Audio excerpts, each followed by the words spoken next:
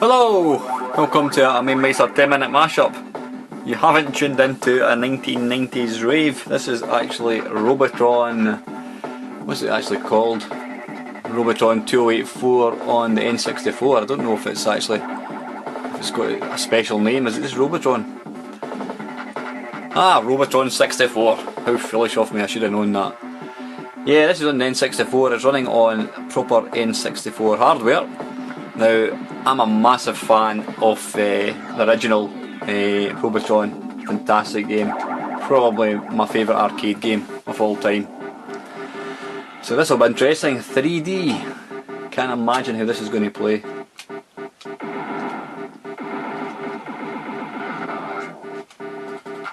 Ah, right, okay, interesting. Like using the N64, you use analog stick to the movement, and you've got the C buttons for the sort of shooting directions.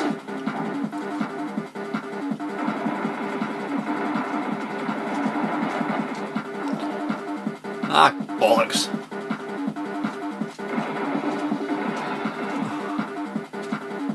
And just like that, whoa, you can piss off. Damn it. Oh, I'm there.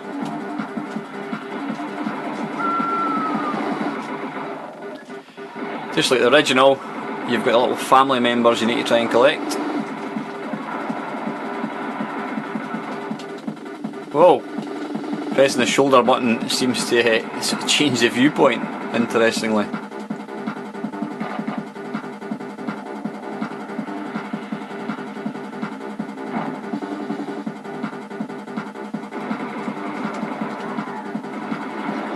No, that doesn't work. First person Robotron doesn't work. You really need to be able to see from all directions.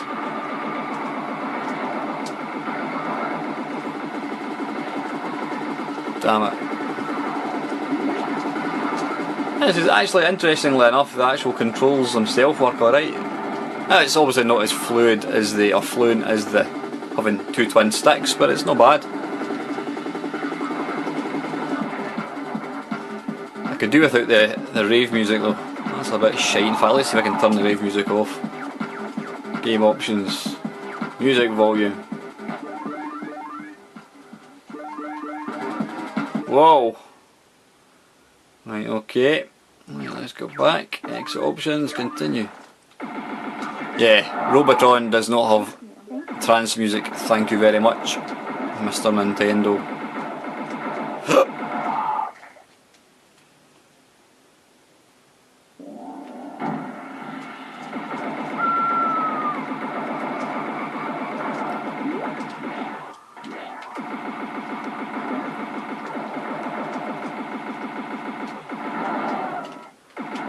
It seems to keep changing perspective.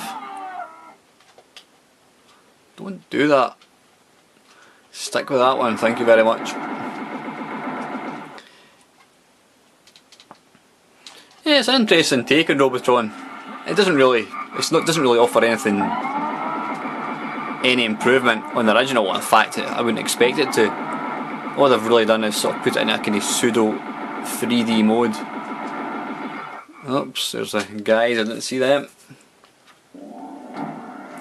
Yeah, then 64, I says, I bought one back in 1996 when it first came out in Europe. Had a few games for it. What did I have? Obviously I had Zelda, which I never really got into. I had Mario 64, Super Mario Kart.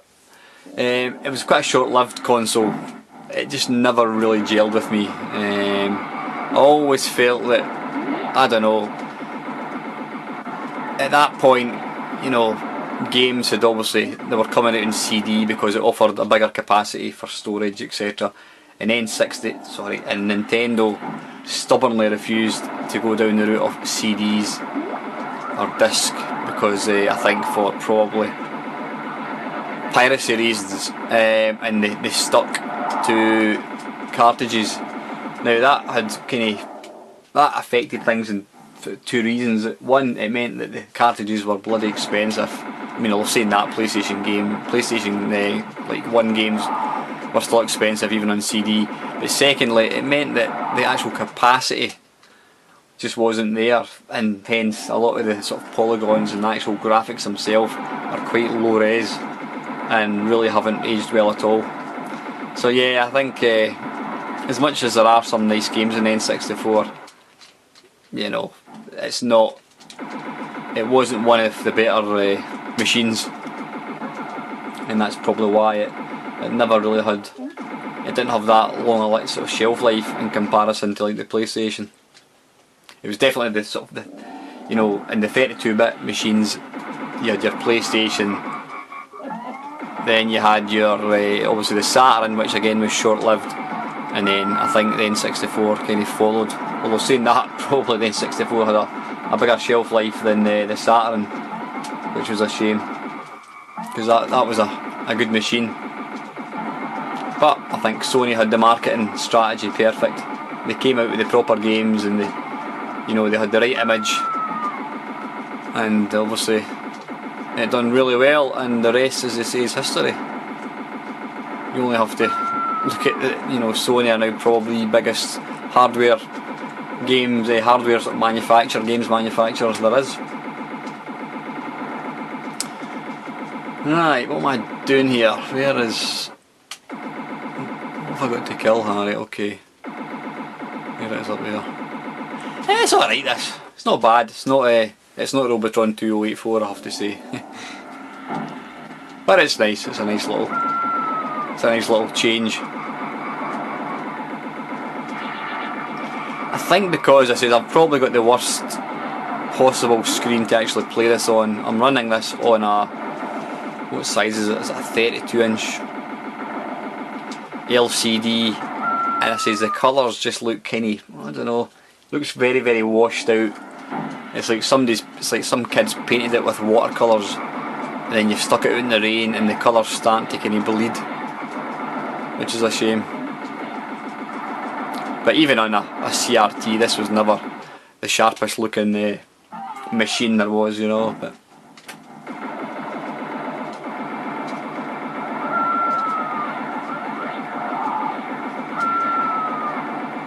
I don't know if there's any difficulty levels in this, but I must admit it's not the most exciting game in the world.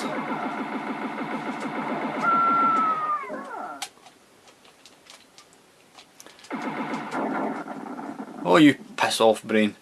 Yeah, I think this is a perfect example of sort of trying to sort of bring a retro classic up to date, you know, for sort of current hardware. Well, as current as an N64 could have possibly been.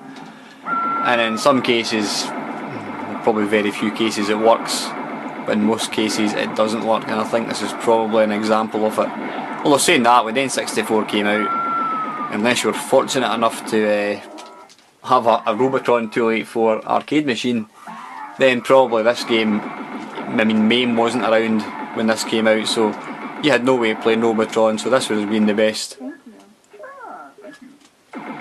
You're welcome. This would have been your only option. Obviously nowadays we're spoiled with various retro compilations, we're spoiled with the fantastic MAME, so we can now get to experience the real thing.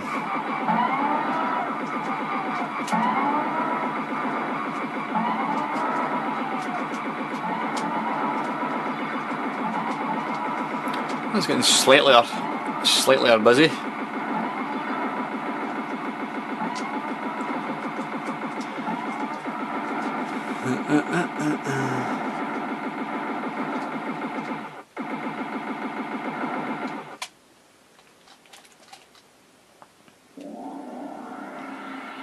Level 18. Well, I wish I could get to level 18 in the original.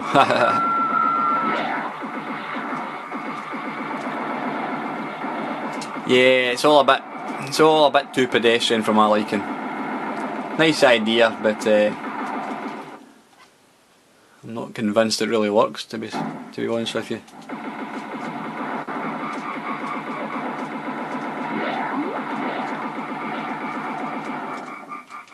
Arse.